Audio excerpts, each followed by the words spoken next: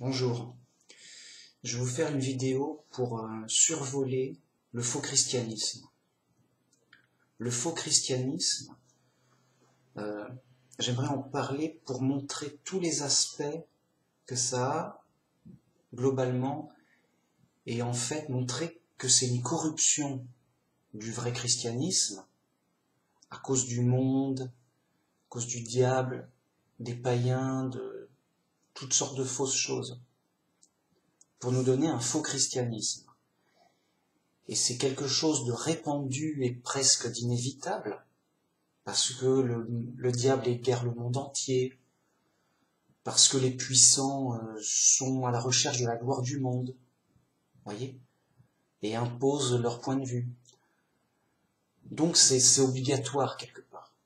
Et c'est justement ce qui a été prophétisé comme Babylone la Grande. Babylone, déjà, à l'époque de l'Ancien Testament, c'était une capitale spirituelle du monde, c'est-à-dire que c'était vraiment une grande cité très puissante, et le roi de Babylone, prenait toutes sortes de sages et de religions partout, et c'était une sorte de mélange de religion et de sagesse du monde. Il y avait même la vraie religion avec Daniel, c'est-à-dire qu'il avait fait ramener des gens du judaïsme pour aussi avoir un peu de tout, quoi. Donc ils avaient un peu de tout, du vrai, du faux, mais surtout du tout. C'était presque un peu un New Age de l'Antiquité, quoi. Ok, donc Babylone la Grande, c'est ça en fait. C'est une fausse religion, New Age, un peu de tout, quoi. Ok? Eh bien, Babylone la Grande, c'est du faux christianisme.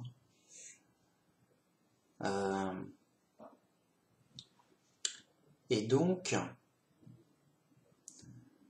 c'est une corruption nuisible, dangereuse, forcément nuisible. C'est de l'erreur, voyez, et à tous les niveaux, de toutes sortes de façons.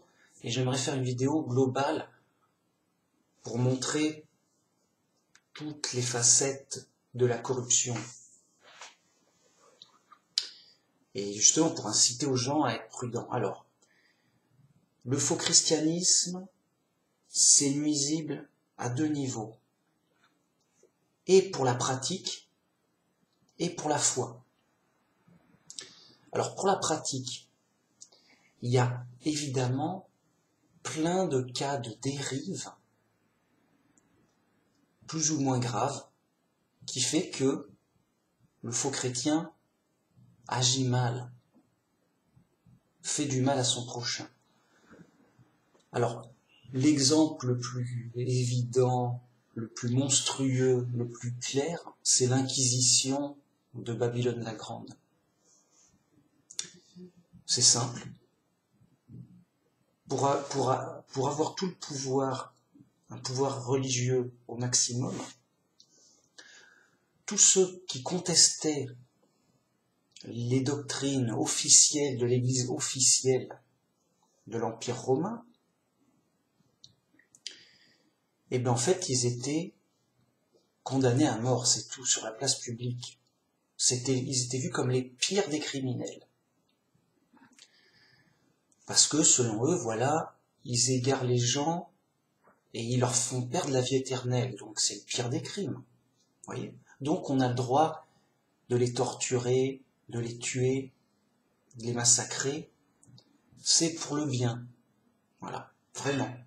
Alors, à chaque fois il y a des prétextes à tire-larigot, hein. Mais bon. Tout ça c'est pour la gloire du monde. Donc, ils tuaient tous les chrétiens qui n'étaient pas d'accord avec eux. Voilà. C'est tout. C'est-à-dire des chrétiens enfin des soi-disant chrétiens, qui tuent des autres chrétiens. Ils disent non, on n'est pas d'accord, vous vous trompez, on va vous tuer. Parce que voilà, vous prêchez, vous dites autre chose de différent. Vous voyez, vous avez une autre interprétation de la Bible, vous égarez les gens, on va vous tuer. Donc vous voyez, c'est grossier, c'est manifeste, mais à cause d'ignorance, à cause de folie, et pour la gloire du monde, ça s'est fait en public, sans honte, en disant on est les gentils, on va tuer les méchants. Donc, ils ont fait aussi le même coup pour les sorcières. Donc, il paraît que c'est surtout les protestants qui tuaient les sorcières. Bon, ils ont fait aussi les protestants des mauvaises choses aussi. On va tuer les sorcières, c'est quoi cette sorcellerie? On va vous tuer. Donc, c'est des faux chrétiens, évidemment, vous voyez, qui partent sur des faux enseignements aussi. Et ça débouche toute dérive est nuisible. Hein. Et donc, amène à des choses plus ou moins graves. Ce qui fait que, comment dire, en fait, ça les amenait à faire le pire. Ils prenaient des gens, souvent innocents, enfin, innocents pas de leur point de vue,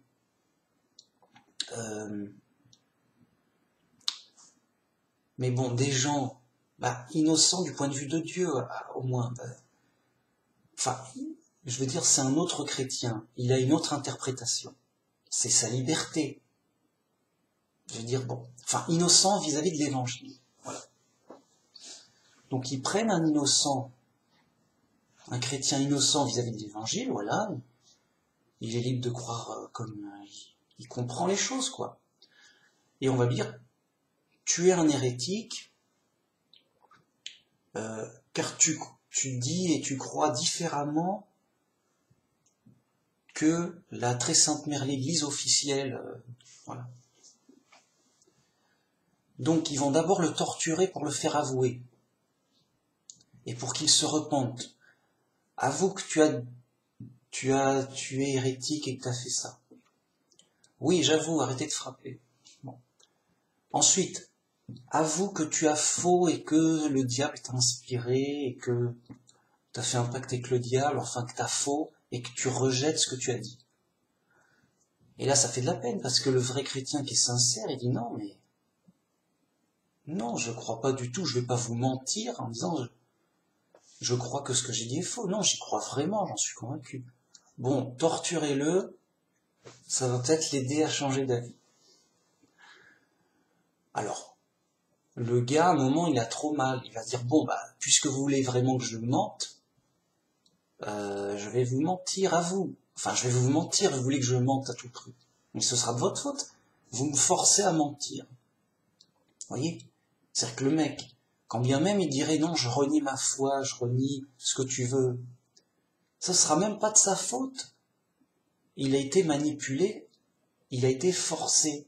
Vous voyez? C'est comme si on ligotait quelqu'un pour l'amener à un tel endroit. Et on dit, mais c'est pas de ma faute si je suis à tel endroit. On m'y a amené de force. J'en suis innocent. Je suis un otage.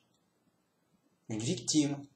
Donc, quoi que dise quelqu'un sous la torture, il est innocent. On l'a forcé à dire tout et n'importe quoi. Enfin, tout ce qu'on a voulu lui faire dire. D'une façon ou d'une autre. Hein. Il est innocent. Parce que les vrais coupables, ce sont ceux qui l'ont forcé à faire ou à dire ce qu'il a fait ou ce qu'il a dit. Donc, quand bien même un chrétien renierait sa foi à cause de gens qui l'obligent par la force, il reste chrétien. Il est chrétien. Dieu, il sait que non, mais il n'aurait pas fait ça si on l'avait pas forcé. Quand bien même, après, il est plus vraiment chrétien parce qu'il sait plus ce qu'il croit et on lui a trop tapé dessus, quoi. Dieu, il fait la part des choses et il compatit pour la victime. Il est favorable aux humbles et aux... Donc, il est innocent. J'insiste. Donc, il torture ces gens pour leur faire avouer qu'ils ont tort, qu'ils renient ce qu'ils ont dit, et qu'ils reviennent à la vraie foi officielle. Bon. Mais après, on va quand même aussi les tuer pour dire, voilà, on a fait ça, mais pour ton bien, pour que tu reviennes dans la vraie foi, que tu sois sauvé. Comme ça, quand on va te tuer parce que tu as fait un crime très grave, on est obligé de te tuer. Parce que le malin peut revenir, te reprendre, tout ça. T'es trop mauvais. Donc, on va te tuer, et après, tu seras au ciel, tu seras jugé, et...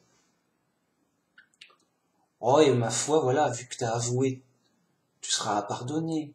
Et comme tu es revenu à la vraie foi officielle de l'Église romaine, de l'Empire romain, quoi, eh ben, tu iras au paradis, enfin, ça sera bien, voilà, tu seras sauvé. Grâce à nous, ouf, et remercie-nous, hein, parce qu'on t'a torturé, c'était du boulot. Tout ça pour ton bien. Vous voyez, la folie sans limite, je veux dire, tu pourrais difficilement imaginer de pire. Les gars, ils font le pire, sous prétexte du bien, sous prétexte de faire la volonté de Dieu, d'être les gentils, de tout bien, quoi. L'horreur totale, quoi. Ça, c'est Babylone la Grande, la mère des abominations. Ça, c'est une abomination. Et ben, qui a fait ça? C'est la mère des abominations. Babylone la Grande. Rien n'est caché, hein. Bon. Donc, après, il le tue sur la place publique, mais il le tue pas, bon, paf, t'es tué. Il le brûle pour qu'il souffre devant tout le monde, pour terroriser les gens. Donc, c'est une sorte de troisième torture. Le gars, en gros, il est torturé 3 fois. Jusqu'à la mort, quoi. Bon. Après, il y a des arrangements, je sais pas, mais c'est le parcours type du faux chrétien qui agissent comme des démons, quoi. L'air de Babylone la Grande même. Bien. Donc vous voyez que c'est plus que dangereux, quoi. Il dit oui, mais c'est dangereux, mais pour les victimes. Bah oui, mais aussi pour les bourreaux, les mecs, ça rend fou, les mecs qui tuent des gens de la pire des façons. Ça peut pas être des chrétiens gentils à la fin. Les mecs, ils tuent pour un oui ou pour un non, hein. C'est des fous dangereux. Hein, bon. Et quand bien même il leur arriverait rien, mais ils seraient jugés, ils vont être jugés par Dieu. Et ils vont prendre, ils vont prendre lourd. Ils ont torturé des vrais chrétiens, ou des chrétiens même. Pas forcément des vrais, mais des chrétiens, des innocents chrétiens. Alors ils vont dire, oui, mais selon la loi, il est coupable, c'est nous qui faisons la loi et tout. Bah, qu'est-ce qu'il va dire Dieu? Il va dire, bah, on va te juger avec la mesure que tu juges. Toi, tu veux qu'on torture ceux qui se trompent. Eh ben, tu t'es trompé, qu'est-ce qu'on va te faire à ton avis? Oh non, vous êtes dur. Non, on n'est pas dur, c'est toi qui es dur et on va utiliser tes lois pour te juger toi. Alors ça va être dur, forcément. Vous voyez? C'est grave, c'est gravissime, à tout point de vue. Mais bon, là, c'était facile, j'ai pris le cas de Babylone la Grande, au temps de sa puissance, de l'Inquisition. Maintenant, elle a plus de puissance, parce qu'on lui a pris en disant, arrête, tu fais n'importe quoi, arrête de tuer les gens, on va t'enlever le pouvoir politique, grâce à la laïcité. Oh non, et tout, non, je peux plus tuer les gens, oh là là, bon. Maintenant, c'est une apparence de gens,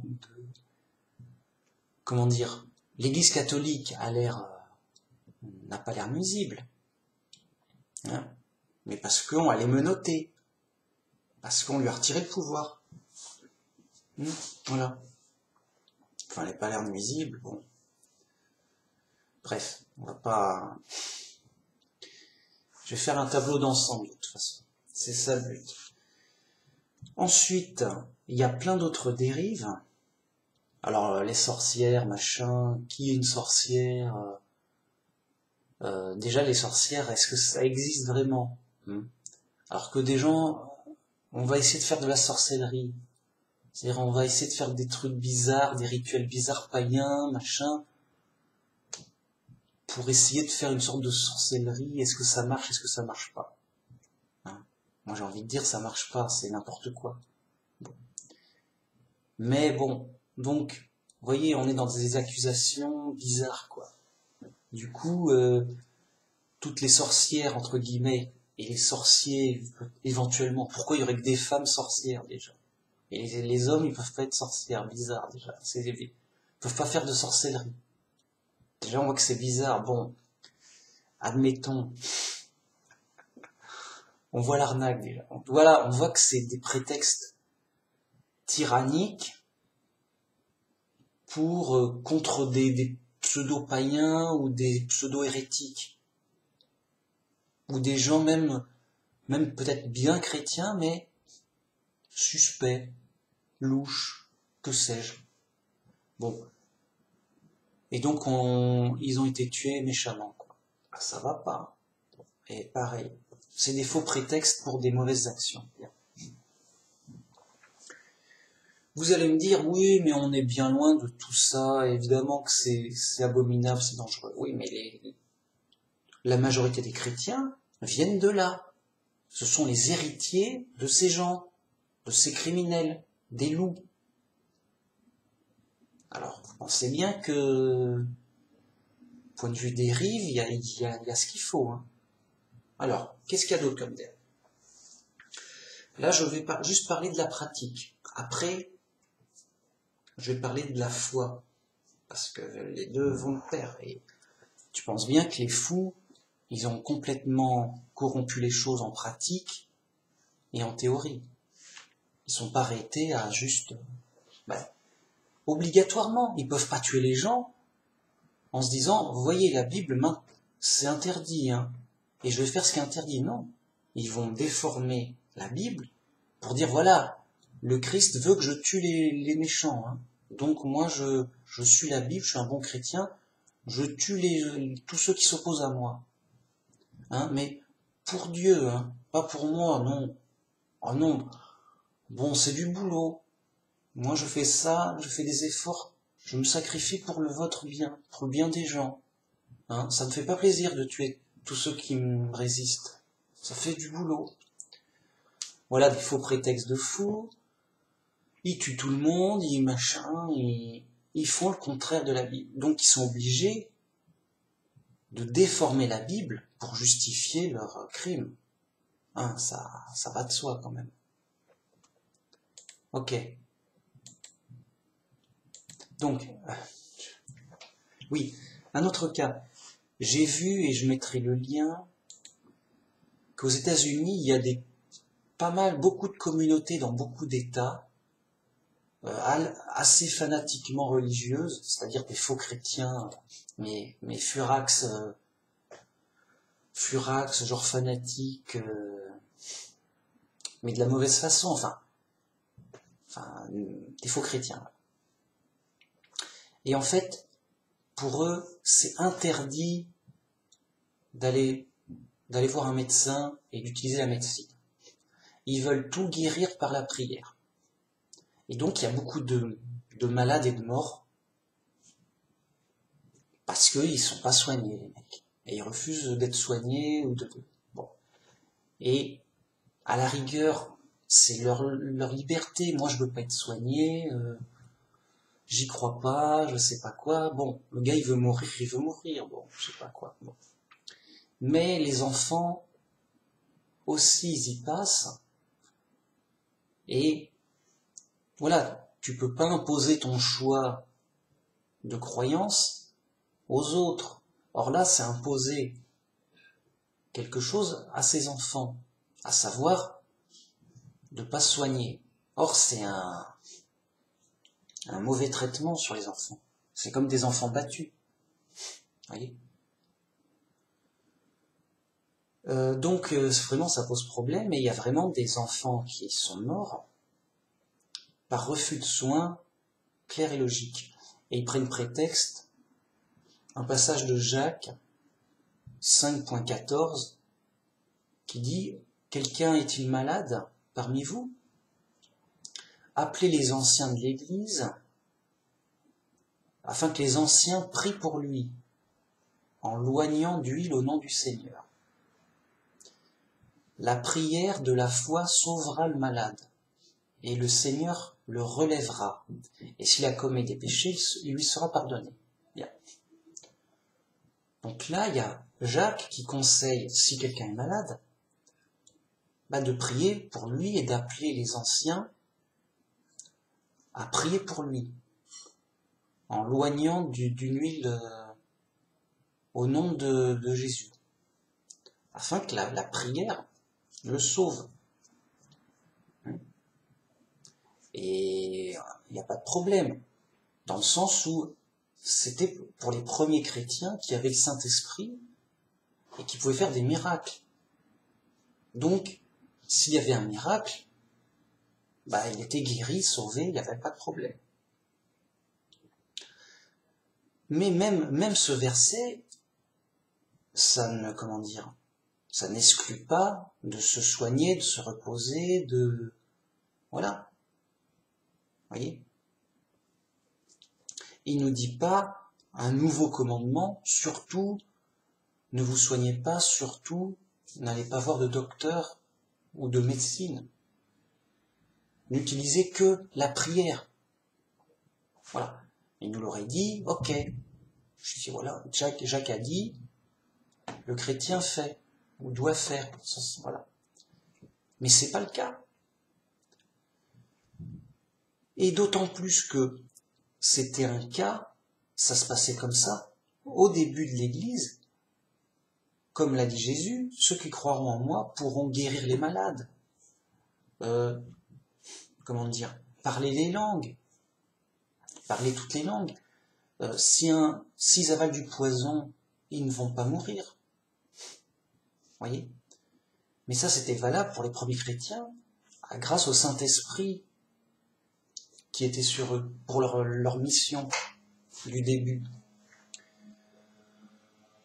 Donc, de nos jours, non. Et même où on voit que ces chrétiens sont complètement fous. Tu dis non, moi je vais faire la prière pour le guérir. Dieu va le sauver. Ok, alors pourquoi il est mort ? Les mecs sont fous, hein. Ok, alors tu vois bien que ça marche pas, le mec est mort. Et il est toujours malade. Oui, Dieu a pas voulu. Oui, alors il y a un problème, non ? Il t'a un méchant Dieu, qu'est-ce qui se passe ? Ils sont fous et ils restent fanatiquement fous. Et c'est nuisible pour la foi. Ils vont dire, oui, mon Dieu est méchant, qu'est-ce qui se passe, pourquoi, voilà. Il se met des trucs de fou dans la tête. Et tout ça, c'est nuisible pour toutes les mauvaises actions, c'est nuisible aussi pour la foi. Si tu tortures des hérétiques, tu tues les gens, va pas croire que ta foi, elle est tranquille. Donc tout ça, évidemment, c'est nuisible pour la foi, et ça fait croire que oui, Dieu veut tuer tout le monde, Dieu veut que je tue les gens qui sont mes ennemis. Voilà. Donc là encore, j'ai un Dieu méchant, il veut tuer tout le monde. Oui, ça va de soi. Adrien, tu veux fermer les deux portes ? Je suis en vidéo là. Ouais, c'est mon frère qui passe dans ma nouvelle chambre, qui sert un peu de passage d'une chambre à l'autre. Donc il y a du passage. Alors, c'est forcément nuisible. Les mecs sont fous. Je dis, ils ont abandonné la logique. Ils sont dans une sorte de fièvre. De fièvre, comme si malades, comment dire. Ils sont dans un délire, ils sont malades de la tête. Je sais pas comment le dire. Ils ont abandonné la logique. Ils se sont dit non, nous on s'en fout de la logique, on s'en fout de tout, on est des super chrétiens, on veut mourir et tout. Mais C'est, bon, genre, si, non. Jésus te demande pas de te tuer, de te fouetter, de tuer les gens. Bon. Si Jésus dit, voilà, surtout ne prenez pas de médicaments, ne vous soignez pas, machin. Moi je dis ok, Jésus l'a dit, pourquoi je dis ok? Parce que si tu meurs pour ta foi, mais d'une vraie foi selon la Bible, selon ce qu'a dit Jésus, dans ce cas-là, c'est Jésus qui en prend la responsabilité. Et au jour du jugement, on dit, mais Jésus, tu m'as dit de faire ceci, tu m'as dit cela. Moi, j'ai fait ceci, j'ai fait cela. Donc, je suis bon, récompense-moi. Ou alors, j'ai fait une erreur, mais dis-moi où, mais moi, j'ai essayé de suivre au mieux ton chemin, ton enseignement. Et donc, si c'est vrai, Jésus dit, bah oui, t'as bien fait, puisque t'as fait comme j'ai dit, comme j'ai voulu. Tu as fait la volonté de Dieu, mon Père, à travers mes enseignements à moi, qui me viennent de Dieu, bien sûr. Ok, et dans ce cas-là, ta foi t'a sauvé, tu as perdu la vie, mais voilà. Et c'est vrai que Jésus disait, celui qui voudra sauver sa vie la perdra, mais celui qui la perdra à cause de moi la sauvera. Donc, si tu perds ta vie, mais à cause de Jésus, mais de vraiment de Jésus, de ce qu'il a enseigné vraiment lui, ok, t'auras pas perdu ta vie pour rien. Mais sinon, t'as perdu ta vie pour rien, pour tes propres délires, tes propres convoitises. Voilà. Et donc, ces sortes de... voyez, si quelqu'un, voilà, il va perdre sa vie en croisade, il va partir en croisade, libérer Jérusalem et tout, il va tuer les méchants, mécréants, païens, musulmans, que sais-je. Il y va, il se fait tuer. Ah, il y a eu des morts, hein. C'est horrible. Là, ils en ont fait plusieurs croisades. Dit, ouais, on a... C'est un truc de fou. Un truc de fou. Il se fait... Au jour du jugement, il dit, hey, moi, j'ai donné ma vie pour libérer Jérusalem. Je me suis battu. Ils m'ont tué. Vraiment, méchant. Alors, qu'est-ce que j'ai gagné? Mais je t'ai pas demandé d'aller partir en guerre, tuer les mécréants, tuer, que sais-je, d'autres personnes. Je t'ai dit le contraire. Je t'ai pas demandé de libérer Jérusalem, de ceci, de cela. Je t'ai dit le contraire. Mais c'est le pape qui m'a dit, allez, prenez les armes, tuez les méchants mécréants. Libérez Jérusalem, sauvez les faux frères chrétiens dans Jérusalem, je sais pas quoi. Oui, ben oui, c'est Babylone la Grande, il a tout faux, oui. Il t'a dit n'importe quoi, oui. Et c'est à cause de lui que tu souffres, que t'es mort. Et que tu vas souffrir, tu vas être... Oui, voilà. Ah bah, mais c'est vraiment pas bien ce qu'il m'a fait. Bah, c'est Babylone la Grande. Ouais, bah voilà. J'ai perdu ma vie pour rien. Oui, bien sûr. Parce que Jésus va dire, mais je t'ai pas demandé d'aller tuer les gens. Je t'ai demandé le contraire. D'aimer tes ennemis. De ne pas rendre le mal pour le mal. Si on te frappe sur la joue droite, tends la joue gauche. Et Jérusalem, je n'ai pas dit qu'il fallait se battre pour Jérusalem, c'est que ça vient d'où ça? Hein, ça vient d'où? Bon, voilà. C'est nuisible, c'est dangereux, c'est néfaste à plein de niveaux. Donc, pareil, ces malades vont dire, voilà, moi, j'ai prié malgré ma maladie, mais je suis mort. Donc, récompense-moi. Ben, je t'ai pas demandé de mourir de maladie, alors que tu aurais pu être guéri facilement. C'est vrai, mais c'est méritant, non? Oui, bah t'as mérité de mourir, oui, c'est sûr. T'as mérité de mourir par folie, bien sûr. mais en aucun cas t'es mort pour mes enseignements. Voilà. Ils sont dans la fausseté qui amène à des erreurs, des dérives. Donc je mettrai la vidéo en dessous.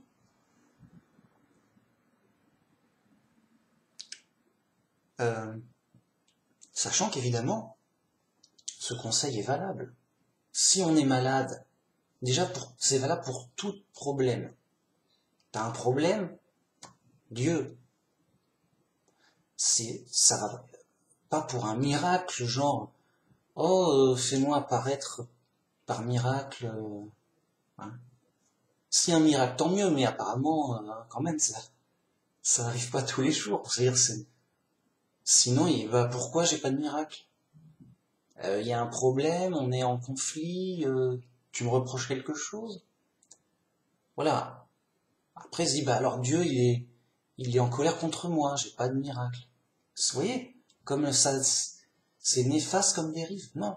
Nous, vrais chrétiens, on prie Dieu pour chaque problème, donc a fortiori si on est malade, si le problème est grave, et sans attendre forcément un miracle, mais par contre, on est très confiant qu'on sera aidé de manière indirecte, mais aidé quand même dans son corps, dans son esprit, pour que les choses aillent le mieux possible avec ce qu'il y a, pour que ça puisse s'arranger, pour que, voyez, pour faire au mieux.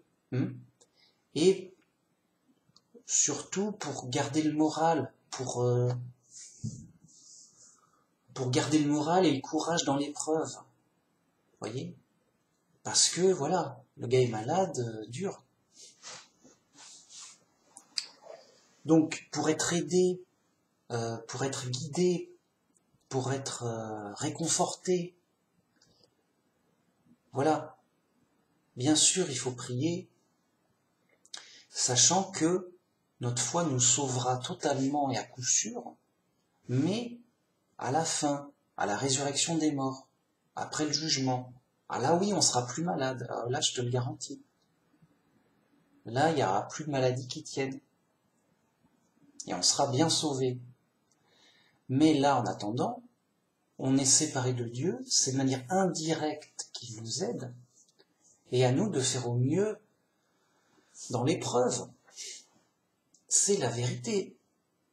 Si les gens ne tiennent pas compte de la réalité, ils rejettent la vérité. Ils parlent contre la vérité. Donc si quelqu'un dit, voilà, je vais prier pour que Dieu guérisse un tel. Et Dieu va le guérir. Bien. Alors, le gars il meurt. Toi, Dieu n'a pas guéri. Qu'est-ce qui se passe? On lui demande des justifications. Tu m'as dit, tu pries Dieu pour qu'il guérisse. Bon, Dieu l'a pas fait.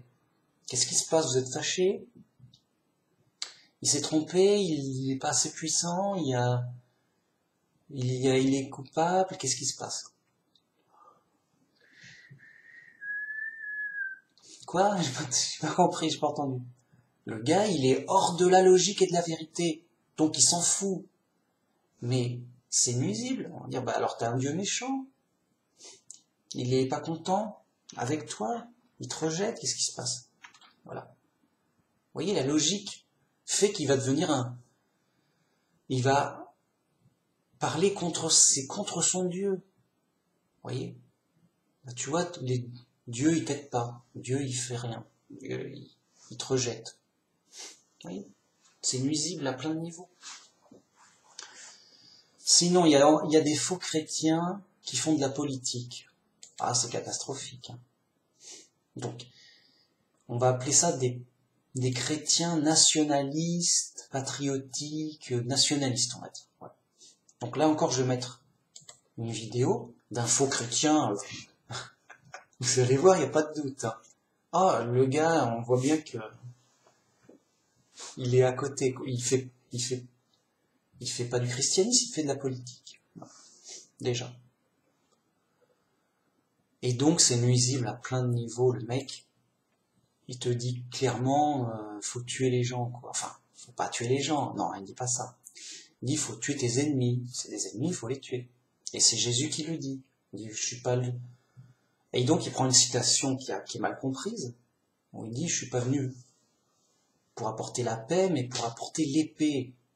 On dit, voilà, moi, je veux tuer les gens, les ennemis, à coup d'épée, quoi. C'est Jésus qui me le dit. Il va y avoir des... Mais au jour du jugement, il va y avoir des problèmes. Mais j'ai pas dit ça, j'ai dit ça pour dire telle autre chose. Tu vois bien que t'es fou. Et donc, vous voyez, les fous, ils prennent le moindre prétexte, le moindre sous-entendu, pour tout changer la Bible. Mais t'as tout changé la Bible? Oui, mais c'est de la Bible, là. Oui, mais tu vois bien que tu tords le sens, que tu changes le sens. Mais de manière complètement gratuite. Et ça, c'est désolant, détestable. C'est vraiment le gars, la Bible dit A, lui il dit moins A. Il dit autre chose, le contraire. Et il dit, je suis chrétien, je viens de la Bible, regardez, c'est écrit. Mais oui, mais tu prends un truc flou, une expression ou un sous-entendu, pour donner le message contraire. C'est malhonnête. Ah. Voilà. Et après, on s'étonne, il n'y a pas cédé que Babylone la Grande tuait les hérétiques. Même des fous furieux à notre époque, instruits avec la Bible. Parce qu'à l'époque, ils savaient pas lire, les gens, ils étaient ignorants, ils connaissaient même pas la Bible, ça se trouve. Ils en ont entendu parler de 3 trucs, de 3 histoires. Vous voyez? Ils étaient vraiment ignorants, bon. À notre époque, on n'a pas d'excuse d'être aussi ignorant. C'est vraiment coupable à 100%. Le mec, il est coupable à 100%. Ou alors il va avouer, oui, j'ai écouté des rumeurs, j'y suis allé comme ça, à la rumeur, et voilà, j'y connais rien à la Bible, mais c'est comme ça que je le sens, quoi. Enfin bref, donc voilà. Le gars, voilà, le gars c'est je veux dire, il fait peur, quoi. Donc, voilà, tout ce qui est politique, ça mène à des dérives, machin, truc.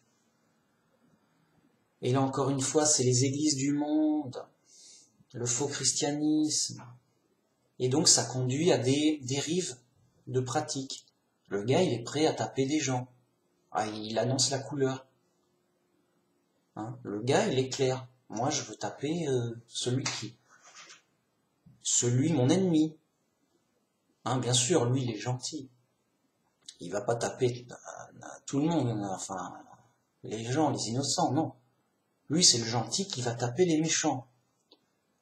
C'est le justicier, tout, c'est le bon. Mais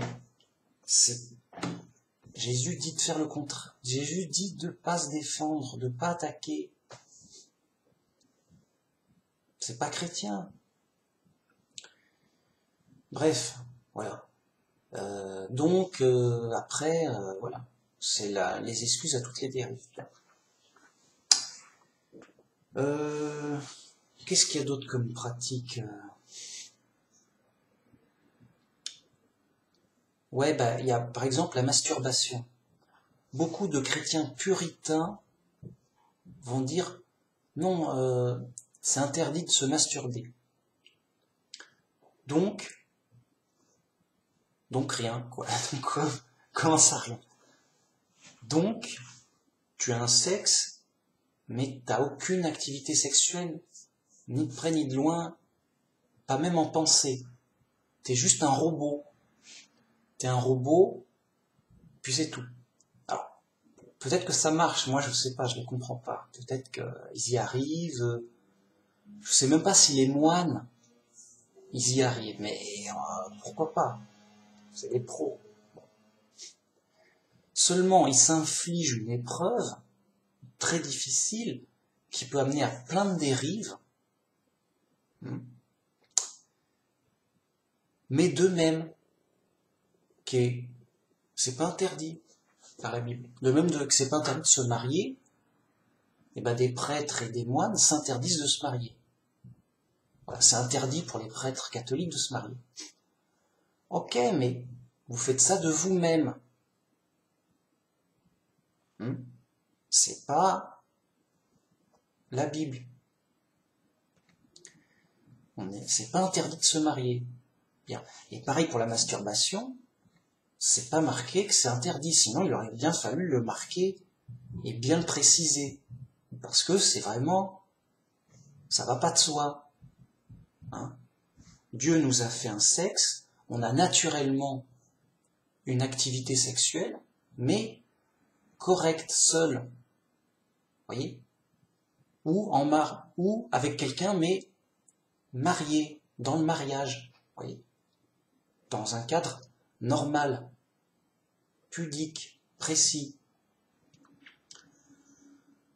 Mais eux, comme voilà, c'est des fous, ils disent non, voilà, on fait comme ça. Bah, ok, mais au jour du jugement, tu ne feras pas te plaindre. T'as choisi toi-même de... Il y en a qui se fouettent. Bah, t'as choisi de te fouetter pour je sais pas quoi, pour jouer la victime. Et bah, c'est ton truc. Si t'es pas content, eh bien, c'est toi-même le responsable, le coupable. Tu vas t'engueuler toi-même. Voilà. Tu t'es puni toi-même. Donc, voilà, ça mène plein de dérives. Après, ces chrétiens puritains, ils sont très, comment dire, très stressés, très hautains, très accusateurs. Alors que qui voient les gens normaux, bah, ils les accusent de tout. Voilà, ils sont très, voilà, ça mène à un mauvais état d'esprit. Ils sont dans des dérives. Ça a forcément des effets nuisibles.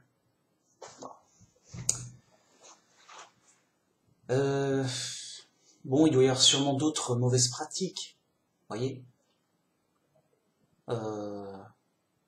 Toutes sortes d'obligations strictes qui sont pas. Un chrétien, il a une grande liberté, voyez. Donc, le faux christianisme amène beaucoup de mauvaises pratiques, ce qui est nuisible pour l'amour de son prochain, l'amour de Dieu et de son prochain, et ce qui est nuisible pour la vraie foi, et donc pour le salut, par conséquence. Alors aussi, je voulais parler d'une pratique qui est accusée à tort, c'est les transfusions sanguines. Donc un vrai chrétien doit s'abstenir du sang, donc il ne doit pas consommer du sang. Et donc oui, il doit aussi s'abstenir des transfusions sanguines. Alors là, on va me dire, oui, mais si dans un accident, on en a besoin, et que c'est une question de vie ou de mort, ben oui, mais là, t'es mort pour vraiment une interdiction dite, demandée. Vous voyez? Alors, si tu le fais pas, bon, bah, en fonction de ta conscience, tu sais qu'il y aura un jugement, bon. Mais, voilà, c'est vraiment demandé. On nous demande de ne pas consommer du sang. Comment dire? Ce qui fait que, par exemple, on peut aussi très bien se trouver dans une situation où on doit se défendre et tuer son agresseur, sinon c'est lui qui nous tue. Et donc on va dire, bah, je suis bien obligé de le tuer, sinon il m'aurait tué. Donc j'ai fait ça pour sauver une vie. Bah oui, mais encore une fois, le chrétien il ne doit pas faire ça. Voyez?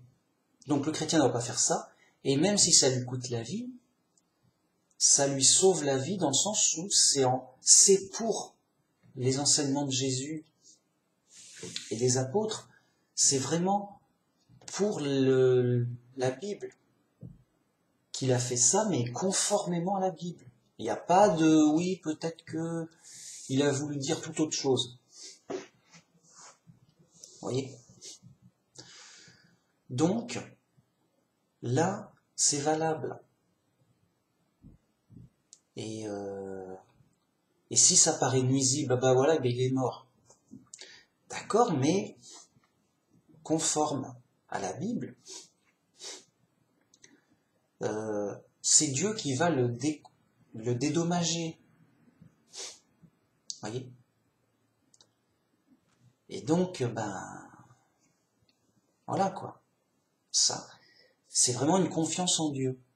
Confiance qui vaut mieux perdre la vie que de ne pas le suivre. En disant oui, mais là la situation est difficile, il va comprendre. Peut-être, bah, il va juger, il y a du pour, il y a du contre, tout. Mais je pense que c'est vraiment mieux de suivre ce que demande Dieu, même si on a des problèmes, même si ça a l'air d'apporter des problèmes, des tracas, des persécutions, voire qu'on perd la vie. Parce que comme je disais Jésus, celui qui perdra la vie à cause de moi la sauvera. Vous voyez ? Donc il ne faut pas non plus aller dans le truc tout inverse, en disant non, moi ça va, je fais ce que je veux, tranquillou, comme ça j'ai que des avantages de mon point de vue. Et donc je suis pas dans... Le christianisme m'est pas nuisible, puisque je l'écoute pas. Bah oui, mais... Voyez, c'est normal d'être rejeté par le monde. C'est normal d'avoir... On est dans l'épreuve, il y a des difficultés dans le monde. Mais en suivant Jésus, on sait que ce sera profitable, mais à un autre niveau, à un niveau spirituel. Et que de toute façon, on aura une récompense. D'ailleurs, vous savez que les martyrs chrétiens ont une autre récompense que les autres. Il y a 2 résurrections, 2 vagues de résurrection. La première vague de résurrection, c'est pour les martyrs chrétiens. C'est pas un hasard. C'est que comme ça, on sait bien que, oui, lui, il est mort pour sa foi, pour le Christ. Et l'autre, il s'est caché et il n'est pas mort pour sa foi. On pourrait se dire, bah, lui, il a eu de la chance, c'est mieux. Il a pas pris de coups, il n'est pas tué, il n'a pas été tué, mais tout en étant chrétien. Donc moi, je vais être comme lui. Ben non. Parce que, bien sûr, il est sauvé, mais il n'aura pas vraiment beaucoup de récompenses. L'autre, le martyr chrétien, il sera de la première résurrection. Il aura des récompenses incalculables. Au point qu'au ciel, ce sera évident. Ah bah oui, heureux les martyrs dans le Christ. Heureux ceux qui ont souffert et qui sont morts pour leur foi. C'est écrit, hein. Vraiment, c'est pas... Et c'est logique. C'est vraiment, oui, ils ont été, comment dire, rejetés et tués par le monde, mais le monde ne va pas l'emporter, car Dieu va compenser ça avec une récompense énorme, énorme, pour eux. Donc, au ciel, ce sera évident, bah oui, évidemment, c'est eux qui ont bien fait, les martyrs. C'est eux qui sont vraiment heureux et bénis, et leur récompense est visible et claire. Les autres, bon, bah tant pis, on comprend, c'est dur, ils voulaient pas se faire tuer, c'est normal. Mais, bon, bah tant pis, mais voilà, dommage, ils n'ont pas autant de récompenses. C'est très clair, très biblique. Hein. Et d'ailleurs, il faut en avoir très conscient pour justement mieux supporter les épreuves et voire même les persécutions. Voyez, c'est pas... Sinon, les apôtres, ils nous auraient donné l'autre exemple. Les apôtres, ils disent non, non, je suis pas chrétien, laissez-moi tranquille. Quand il y a les ennemis, essaie de le prendre, il essaie de fuir, tout ça. Non. Au contraire. Et donc, voilà quoi. Bien, maintenant, passons sur la foi. Évidemment, toute dérive vient d'une mauvaise compréhension et d'une erreur sur la Bible. Donc ils sont obligés de déformer la Bible pour justifier leur dérive. Donc forcément, ça impacte la vraie croyance. Et la foi donc. Donc forcément, ils sont sur du faux et en pratique, ça va de pair. Tu peux pas justifier l'un sans l'autre. Ou alors la contradiction devient claire. Donc, ils sont obligés de déformer l'interprétation de la Bible pour dire si Jésus, il nous permet de prendre l'épée. Il nous le dit, prenez, vous avez des épées, prends une épée. Bon, moi je prends mon épée. Oui, mais alors pourquoi après c'est dit celui qui vit par l'épée périra par l'épée? Parce que c'est dangereux, je sais pas. Bon, vous voyez, ils sont obligés de déformer, d'avoir une mauvaise interprétation par la folie, par leur folie parce qu'ils sont attirés par la gloire du monde, ils sont égarés dans les ténèbres. Bien. Donc ils sont dans des fausses doctrines. Alors, top numéro 1 des fausses doctrines, la Trinité. La Trinité, c'est quoi? C'est tout simple. C'est des païens qui se sont dit, bon, on va prendre le christianisme pour religion officielle de l'Empire romain, mais on est polythéiste, ça nous embête. Ils ont un seul Dieu, c'est pas assez. On n'est pas habitué, c'est pas la mode. Alors peut-être qu'il y avait d'autres philosophies, ils aimaient bien le chiffre 3, je sais pas. C'est pas possible. Vraiment, il y avait un truc avec le 3, je sais pas, c'est pas. Ils se sont vraiment donné du mal pour en trouver 3. Et donc,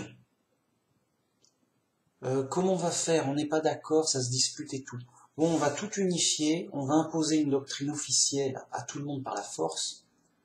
On va se mettre d'accord sur un truc et on s'y tient. Alors ok, on va faire quoi? Alors ça discute entre chefs, entre chefs chrétiens d'église, rassemblés par l'empereur César. Mettez-vous d'accord, sinon ça va chauffer, quoi. Alors, il y a eu de tout et de rien, des vrais et du faux, et ils sont finis par imposer un truc bizarre de, voilà, Jésus est Dieu, en plus de Dieu. Alors la première version, c'est qu'ils avaient 2 dieux. Voilà, un truc comme ça. Mais sans dire, on a 2 dieux, voilà. Ah ouais, mais comprends pas.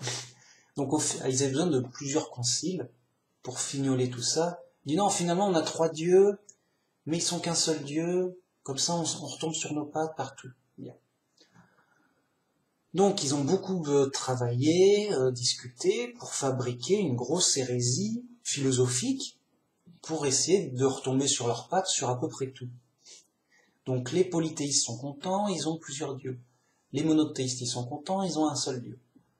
Il n'y a qu'un seul Dieu, mais t'as le choix entre 3. Bon, t'as 3 dieux en un, bref. Farfouille. On l'impose par la force, on tue ceux qui sont pas d'accord. Yo. Voilà, tout est faux, c'est bon. On peut y aller. Alors c'est nuisible, c'est grave, ça touche le centre de la foi. Bref, ils ont une sorte de Dieu déformé, ils ont un autre Dieu, un autre Christ, un autre évangile. C'est de la déformation, c'est la naissance de Babylone la Grande. Bien. Ensuite, une autre erreur courante, c'est que les gens croient que, en fait, la religion païenne, alors il y a plein de mélanges païens, doctrine païenne et tout, et là où c'est le plus évident, c'est que toutes les religions païennes disent que après ta mort, tu restes en vie, ton esprit il s'envole, il sort du corps, il reste en vie, comme un fantôme, il s'envole au ciel, ou ok, je sais pas, puis après il est jugé, et il reste dans les nuages, s'il est bon, s'il est mauvais, il va en enfer sous terre. Voilà. C'est la religion païenne dans la culture. Hein. Et justement, c'était tellement dans la culture que le faux chrétien, il est tel quel sur la religion païenne. Oui, après la mort, tu deviens un fantôme, tu t'envoles, tu vas au ciel, le Dieu il te juge, et voilà. Mais la Bible, elle dit pas ça. Elle dit toute autre chose. C'est à la Bible de nous l'expliquer, pas aller aux religions païennes. Qu'est-ce que tu m'embêtes avec les religions païennes? Non, machin, non. Oui, non. Non, toi-même. Que dit la Bible? À la mort, eh bien, le corps revient à la poussière, l'esprit revient à Dieu, mais inconscient, car il n'y a ni œuvre, ni pensée, ni sagesse, ni science, au séjour des morts, le lieu où tu vas. C'est dans la Bible. Voilà. Donc, Dieu y récolte notre esprit, mais en sommeil, inconscient, en attente justement de la fin des temps, de la résurrection des morts. Car nous, vrais chrétiens, on ne croit pas qu'on reste en vie après la mort. On croit qu'on revient à la vie par la résurrection à la fin des temps. Donc nous, vrais chrétiens, on croit en la résurrection. Les autres, non. Ils croient que la résurrection, c'est juste que tu restes en vie, mais tu changes d'humain en fantôme. Et une sorte de résurrection instantanée, invisible. Ok? Faux chrétien, ok? Bon. Donc, non. Nous, on croit qu'à la fin des temps, donc on est en sommeil, inconscient, et en esprit, gardé par Dieu. À la fin des temps, Dieu ressuscite les morts, donc il les remet à la vie, donc ils refonctionnent, ils redeviennent vivants, dans un nouveau corps, bien sûr, un nouveau corps d'ange, évidemment. C'est écrit, hein, c'est pas on va ressusciter en ange, et là j'ai pas le temps de prouver parce que c'est pour faire un état des lieux global, mais tout est lourdement prouvé. Hein. Ah c'est sûr, c'est bam, c'est blindé. Ici on est chez les pros, c'est blindé.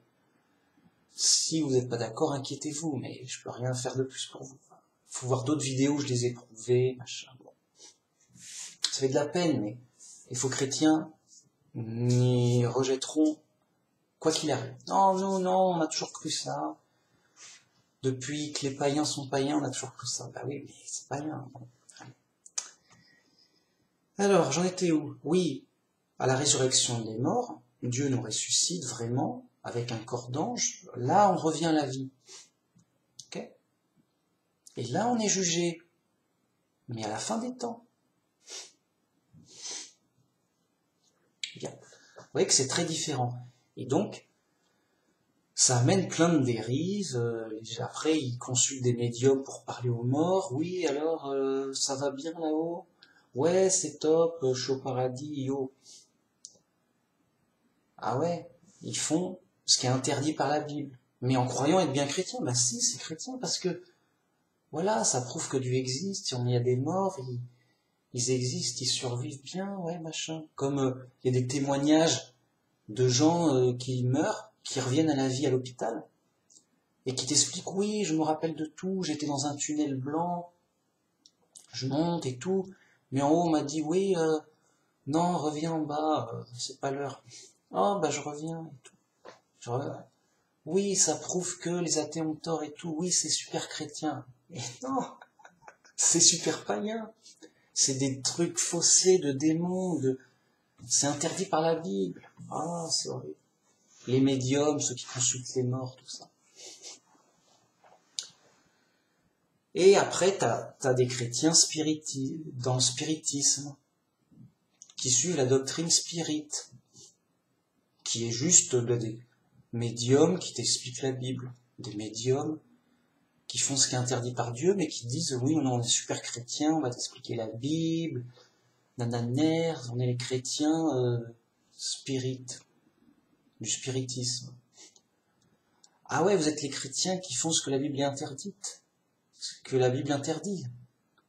Ah ouais, vous êtes super top les mecs, c'est bien.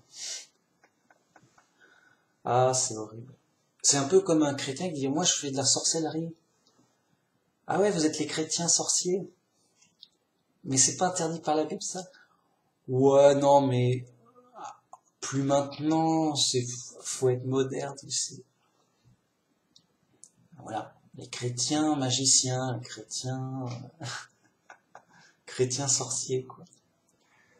Ah là là, de toute façon, c'est des fous, ils s'amusent, c'est New Age, c'est yo, prendre la drogue, yo, on s'amuse, on est chrétien, on est ce qu'on veut. Voilà. Ils sont fous, on est dans la confusion. D'autant plus que ce qu'on croit, ah non mais eux c'est des vrais chrétiens, c'est des moines dans un monastère, ils passent leur vie à étudier la Bible. Non, c'est Babylone la Grande, ils sont amoureux de la vieille pierre, amoureux du décorum moyenâgeux, amoureux du groupe et de leur chef, de leur vieille, de leur groupe ancien. Nous on a un vieux groupe. Amoureux de la gloire du monde. Voilà. Donc, qu'est-ce qu'ils vont te sortir? Ils vont te sortir la tradition du monde. Le monde a dit ceci, et la Bible a dit cela. Mais moi, je vais te dire ce qu'a dit le monde. Parce que c'est des églises du monde.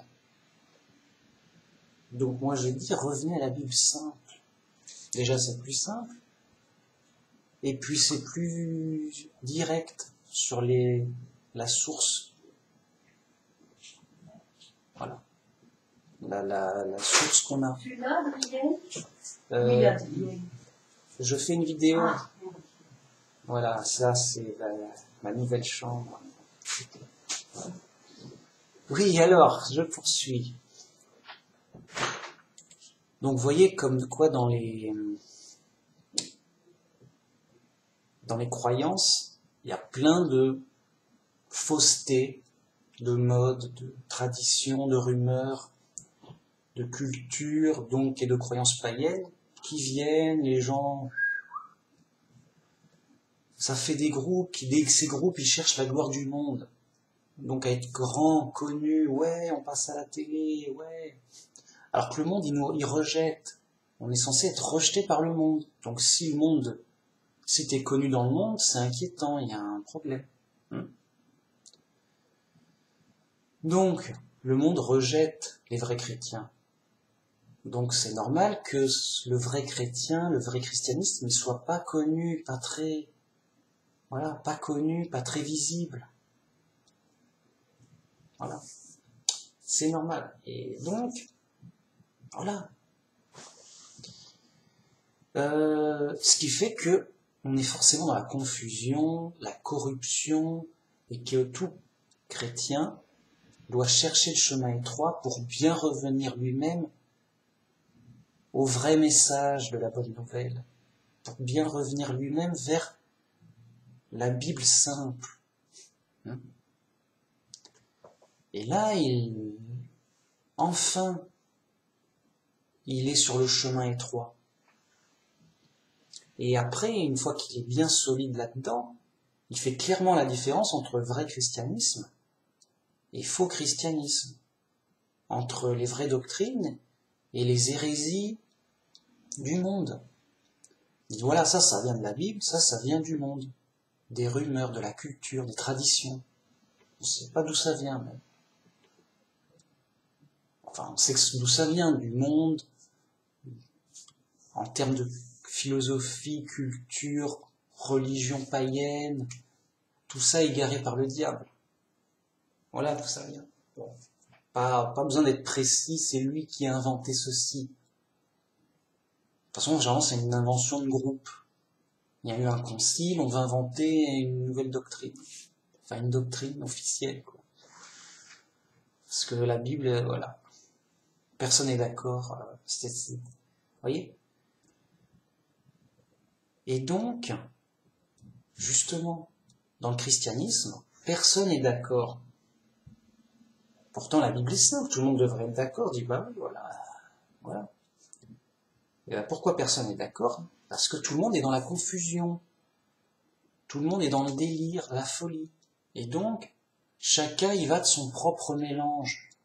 Oui, moi j'aime bien tel truc, machin, païen. Moi j'aime bien telle tradition, telle coutume. Moi j'ai entendu tel truc bizarre.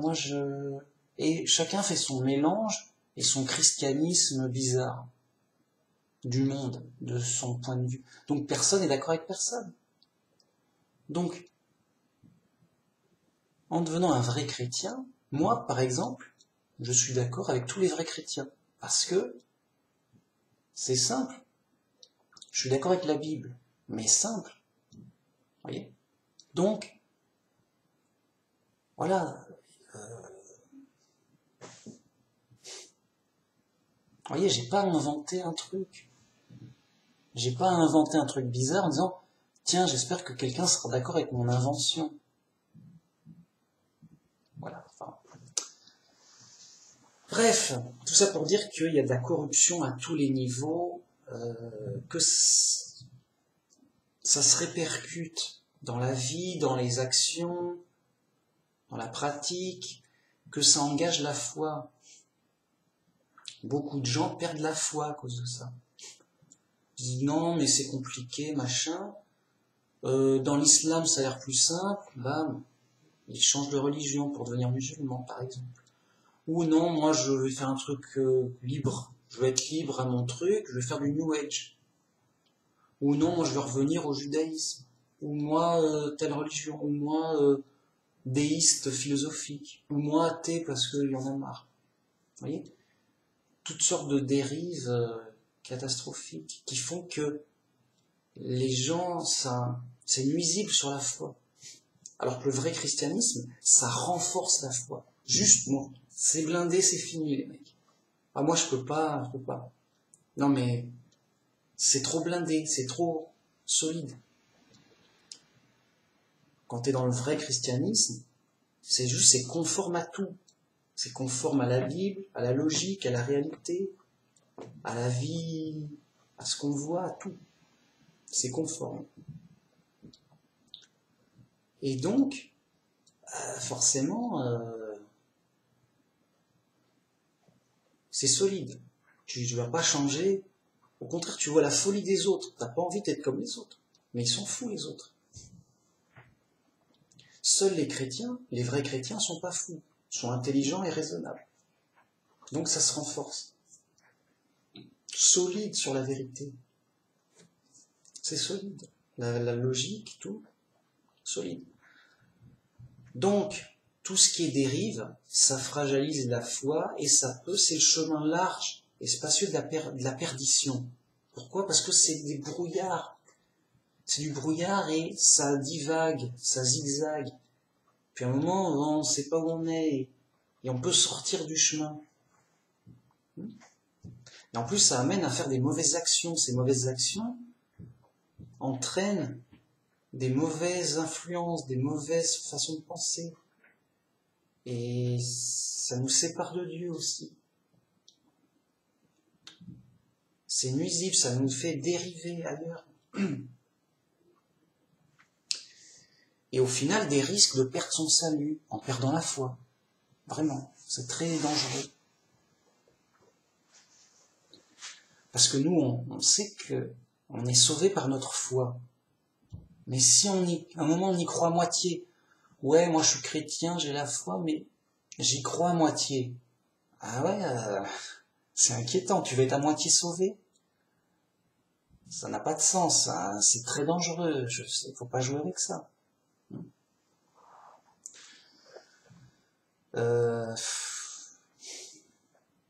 Voilà, c'est nuisible et ça donne un mauvais témoignage. Alors déjà c'est nuisible pour soi, mais après ça fait un mauvais témoignage. Dire, ah bah regardez les chrétiens, ils font ceci, ils font cela, ils tuent tout le monde, ils sont pires que tout le monde. Bien qu'ils ont tort. Et donc, beaucoup de musulmans ne peuvent pas devenir chrétiens à cause de la Trinité, par exemple. Et ils ont raison de rejeter la Trinité. Mais ouais, ça fait une barrière. Ils auraient été plus facilement chrétiens, ça aurait été plus allé de soi, en disant, bah oui, bah, il n'y a qu'un seul Dieu, ok, bah oui. Il n'y a pas un truc bizarre fou comme ça. Au contraire, les musulmans, ils se moquent doublement des faux chrétiens, en disant, c'est complètement fou, votre délire. Et en plus, c'est pas dans la Bible, c'est pas expliqué dans la Bible. On voit bien que vous êtes fous. Et donc, heureusement qu'on est musulmans. Et ça fait barrière. Et donc, ils sont pas sauvés. À cause du mauvais exemple des faux chrétiens. Parce qu'ils auraient été plus facilement chrétiens. Et s'ils deviennent chrétiens, bah, ils deviennent forcément, souvent des faux chrétiens. En disant, oui, bon, on devient chrétien, et ils font bien. Ils sont sauvés, mais avec un truc bizarre, Trinité, machin, bizarre. Et forcément, c'est fragile, forcément, c'est... il va y avoir des mauvaises surprises. C'est obligatoire, c'est mathématique. Imaginez qu'un ancien musulman, il s'aperçoit que la Trinité, c'est faux. On se dit, mince, mais alors, ça se trouve, l'islam avait raison. Je vais peut-être revenir musulman parce que c'est faux, j'étais dans le faux. Vous voyez? Le faux, c'est nuisible. Et fatalement, ça va... Vraiment. Et ne vous laissez pas illusionner par des anciens musulmans qui ont eu des miracles ici et là pour devenir chrétiens. Ils disent, c'est bon, nous, on a eu des miracles quand même, on ne peut plus. Attention. C'est bien qu'ils soient devenus chrétiens. Et s'il y a eu des miracles, tant mieux. Mais ça, la vérité, elle change pas d'un pouce. Dieu, c'est toujours le même. Hein. Il va pas se plier en 3, ou se couper en 3, ou en 4. Pour autant, hein. Ça n'a pas de sens. Donc, c'est bien et c'est favorable qu'ils deviennent chrétiens, ils sont sauvés. Mais s'il reste des faux chrétiens, c'est fragile, ça pourra dériver. Et peut-être même chuter un jour, on ne sait pas. Ok. Sinon, il y a d'autres faux chrétiens très nuisibles pour les gens. Il y a des faux chrétiens qui annoncent une date pour la fin du monde. Alors ils font beaucoup de bruit. Oui, en telle année, tel jour, ce sera la fin du monde. Attention, attention. Donc ils font toute une publicité.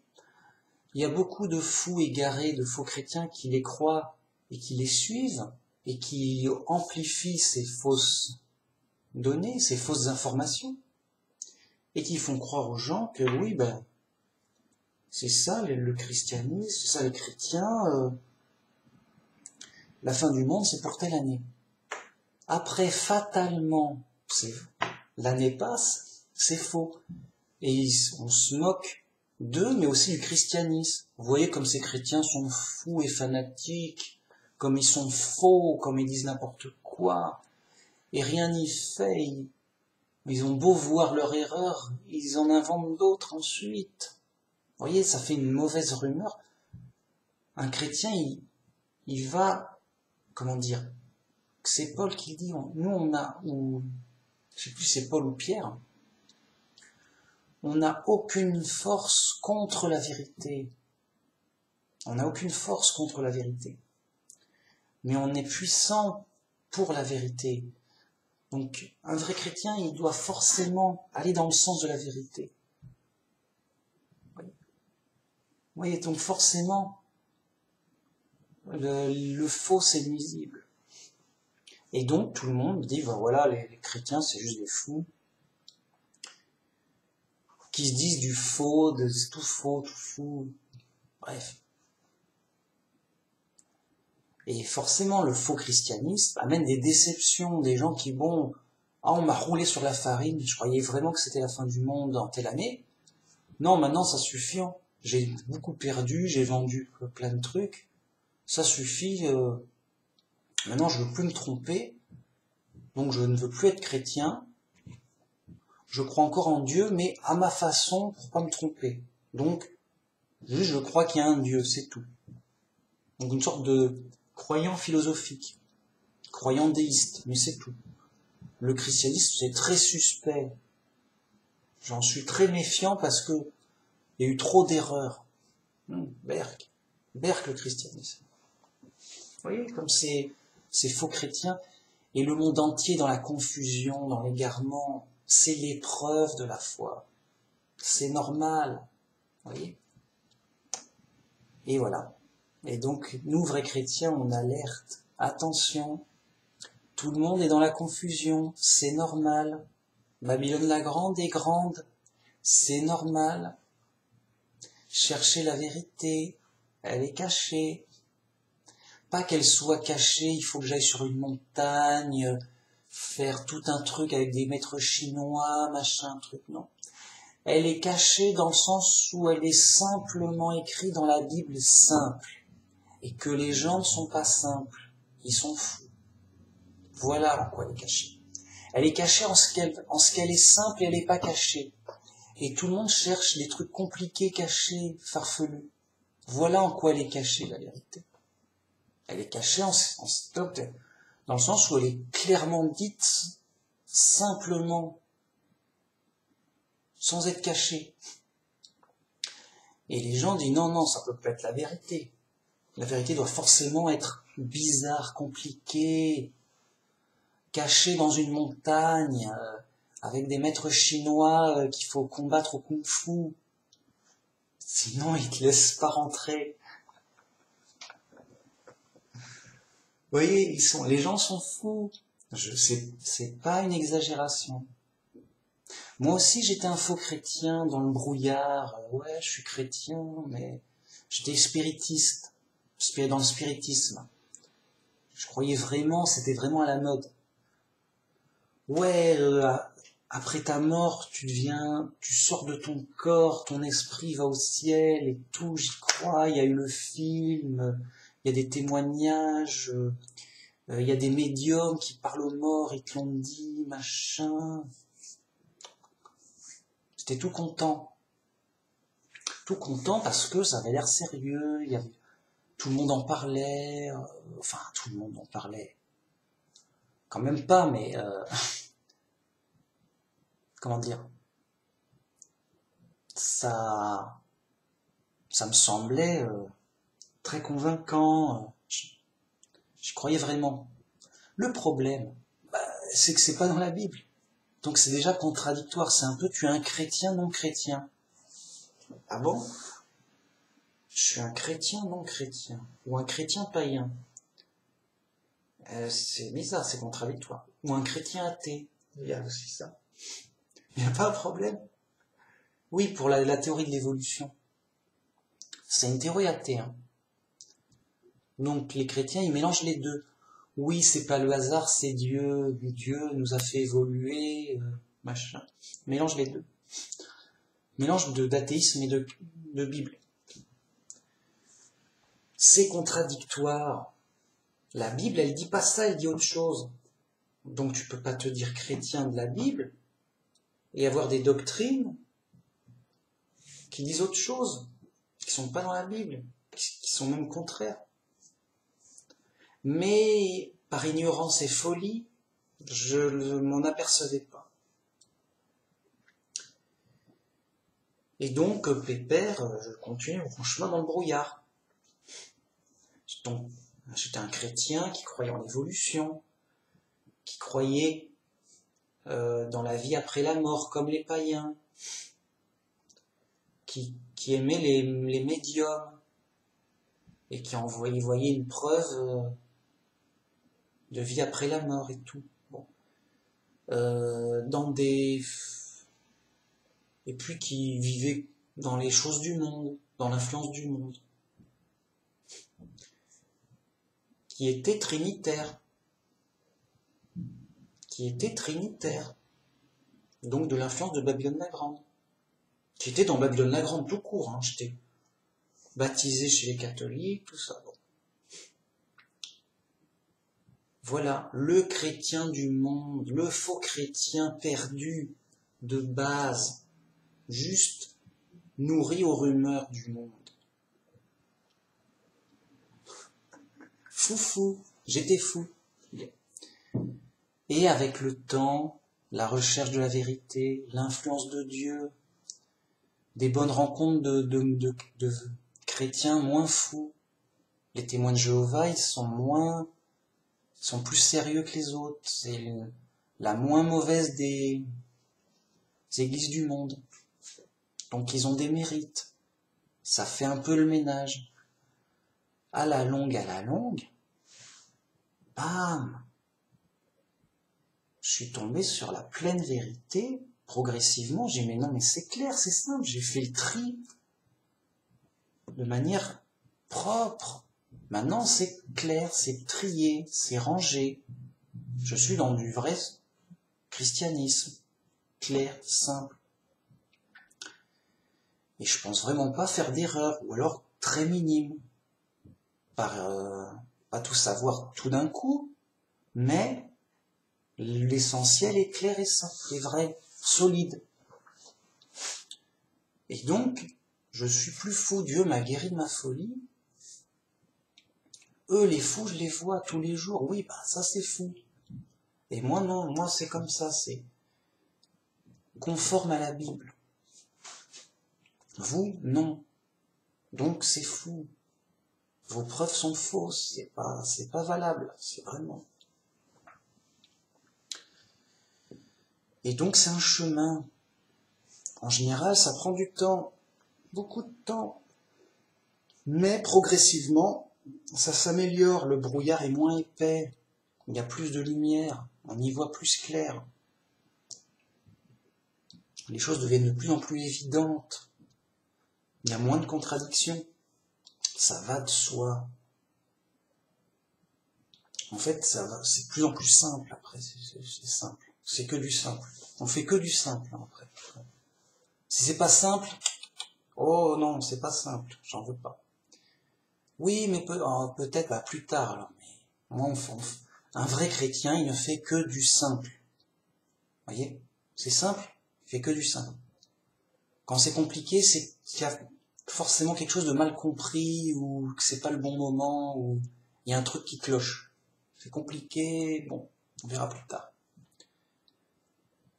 Voilà. C'est mauvais signe. C'est compliqué, bizarre. C'est simple, c'est bon signe. Et c'est Jésus qui le dit.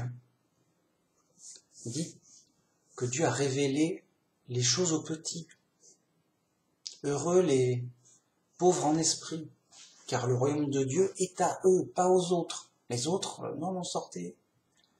Sortez tout ça, c'est païen, c'est dégueulasse, c'est meurtrier, c'est criminel. C'est mauvais, c'est des fous. Sortez de là, vous allez tout nous casser là. Non. Vous allez tout salir avec vos folies. Non. Par contre, vous, les petits, les simples, les humbles, eh ben venez, vous avez tout bon là-bas. Oui, voilà, c'est pour vous le royaume de Dieu. Les autres, on les chasse. Donc, vous voyez, c'est simple. Hein. Qu'est-ce qui amène à toutes ces folies? C'est souvent l'orgueil. L'orgueil, l'arrogance pour avoir la gloire du monde, pour se glorifier soi-même. Regardez ma force, mon prestige, ma valeur, machin. Regardez, on est les meilleurs et tout. Regardez ce qu'on a fait, regardez nos prouesses, regardez nos cathédrales, comme elles sont grandes. C'est pas de la belle cathédrale, ça. Hein? Regardez nos richesses, regardez notre notoriété, notre gloire. Voilà, ces fous cherchent la gloire du monde et leur gloire dans le monde. Donc fatalement, ils vont dans le faux, dans la tromperie, dans l'illusion et dans la folie. Et c'est une folie qui se renforce.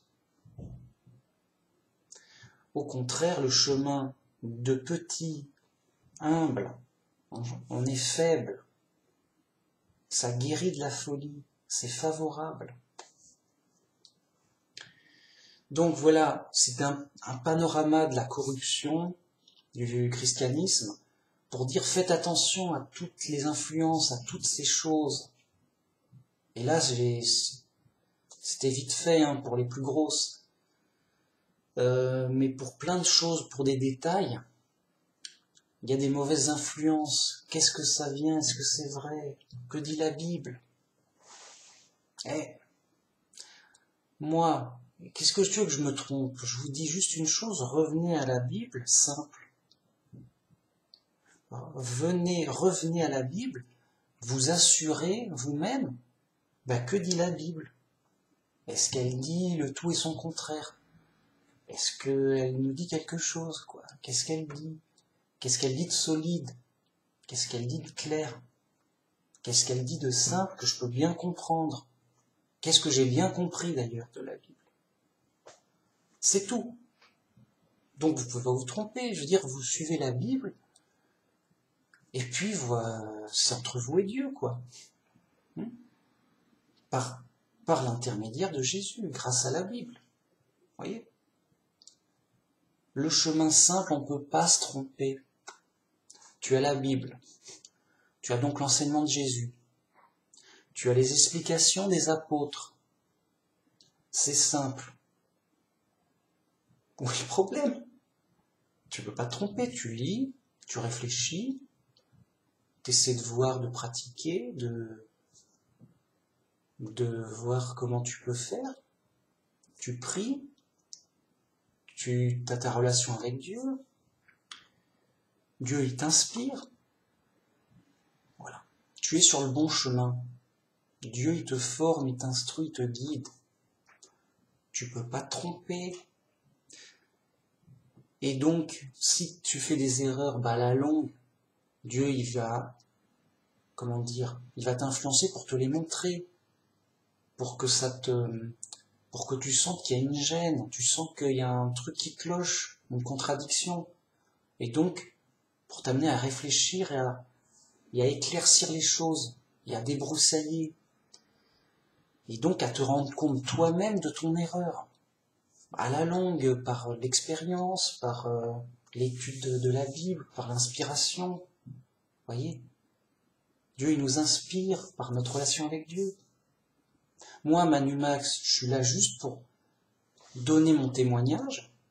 Je suis juste un simple chrétien qui donne son point de vue, ses explications. J'ai aucune autorité.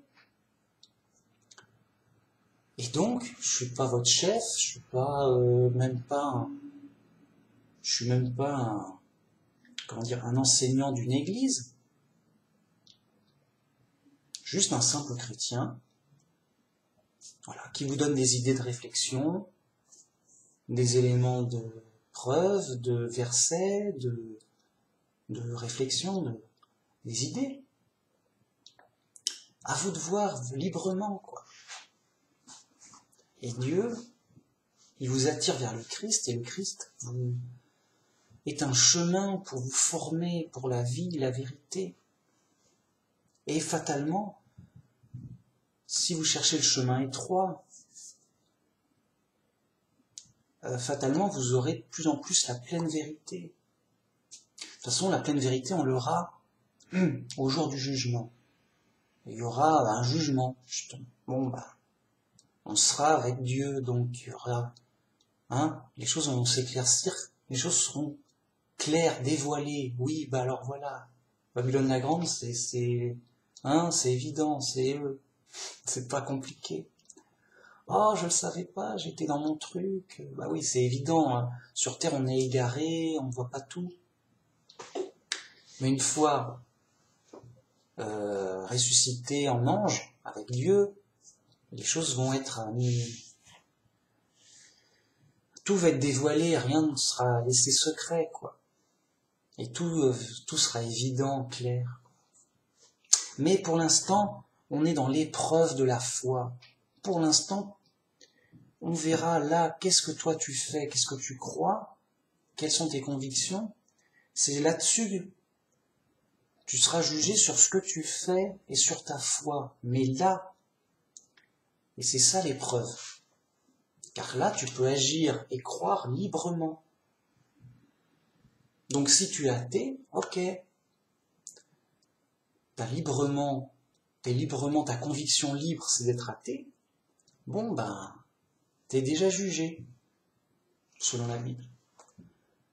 Par contre, si ta libre conviction, c'est d'être chrétien, ah ben, ta foi t'a sauvé. Tout de suite, t'es garanti, là, t'es déjà garanti d'être sauvé, selon la Bible. Ta foi t'a sauvé. Car c'est l'épreuve, et c'est maintenant l'épreuve.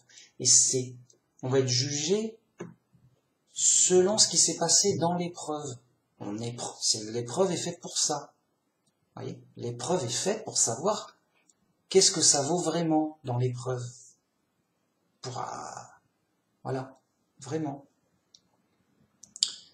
Et donc c'est normal qu'il y ait de la corruption, qu'il y ait de la confusion, des attaques de toutes parts, et donc c'est normal que le vrai chrétien, il doit s'y retrouver, il doit sortir de la confusion, il doit clarifier les choses à tout prix, c'est vital, sinon il est dans le brouillard, dans le chemin large et spacieux de la perdition, et il sait pas, il va à droite, il va à gauche,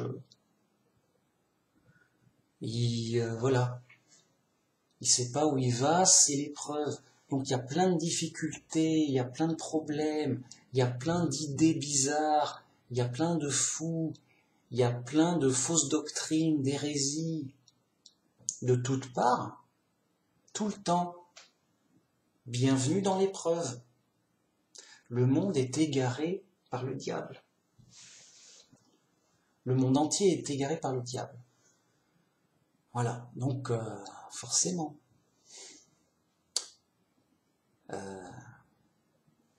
C'est nuisible. Donc, tout ça pour vous inviter à faire attention au faux christianisme, à faire le tri et à être bien convaincu que toute chose fausse est nuisible. Donc plus c'est faux, plus c'est nuisible, évidemment. Je veux dire, un athée, il est cuit, hein. C'est le cas de le dire. Non, mais un athée, c'est grave. Mais un croyant New Age ou un croyant païen ou autre, ou antichrist, ça reste très grave. Le gars est pas sauvé. Bah c'est grave, il est pas sauvé. Il a beau être croyant, en gros quoi, pas sauvé. Le chrétien est sauvé, ok, mais il va avoir des punitions, des récompenses, suivant qu'il soit un faux ou un vrai chrétien. Donc, ce sera quand même, s'il a des choses fausses, ce sera nuisible, quand même. Il y aura des punitions. Et si plus il est vrai, plus il y aura de récompenses. Vous voyez, tout compte. Et donc, tout a son importance. Donc attention, attention. Toute erreur est nuisible, et le faux christianisme peut être dangereux, voire très dangereux. Voilà. Parce que ça peut amener à faire le contraire, à cause de folie.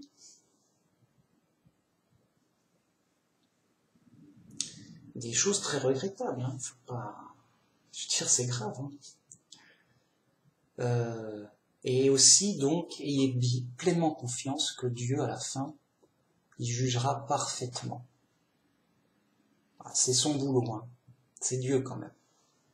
Donc, il jugera parfaitement de tout, de chaque chose. Donc, tout compte, tout sera proportionnel, il tiendra compte de tout. Tout sera pris en compte. Voilà. Donc, ayez bien confiance que Dieu rendra une pleine justice parfaite.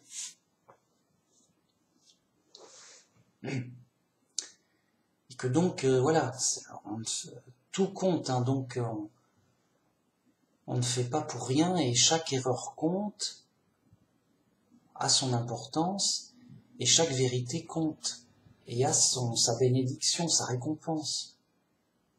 Et chaque bonne action aussi, c'est favorable. Vous voyez, tout compte.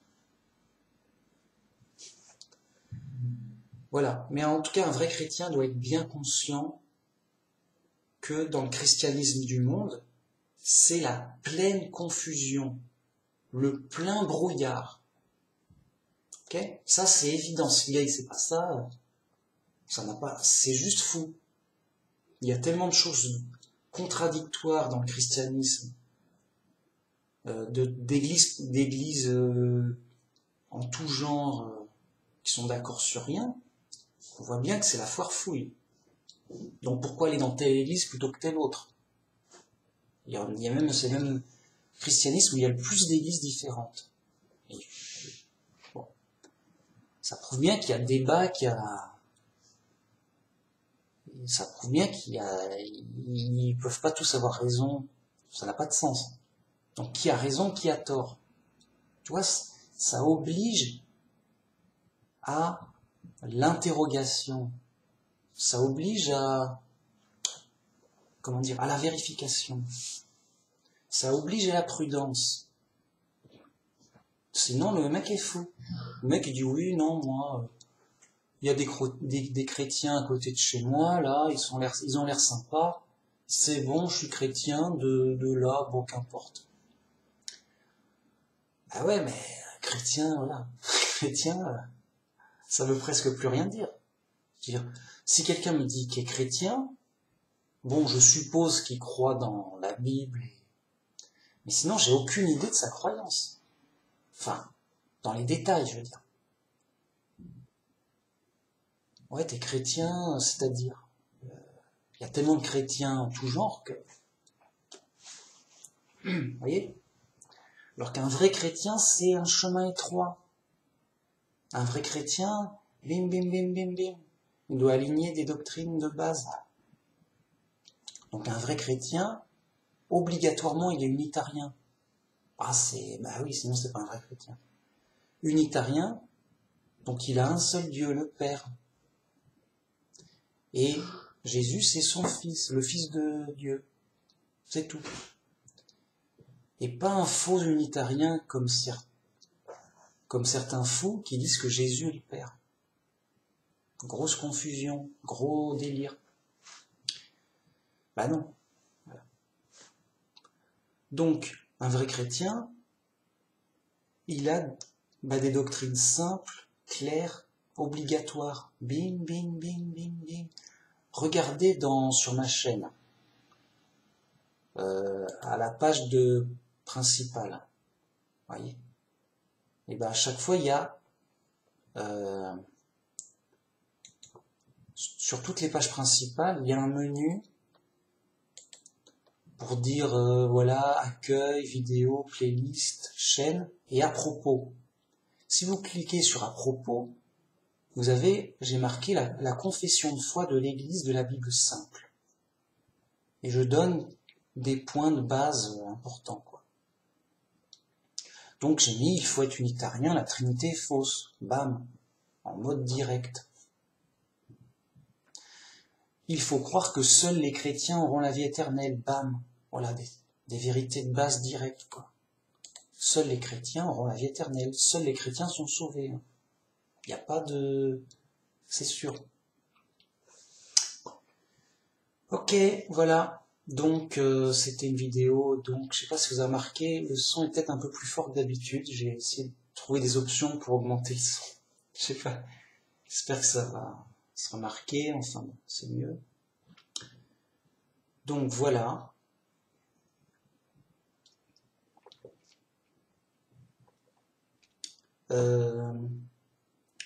Donc à une prochaine vidéo sur un autre thème et c'est cool. À la prochaine, merci beaucoup et gloire à Dieu.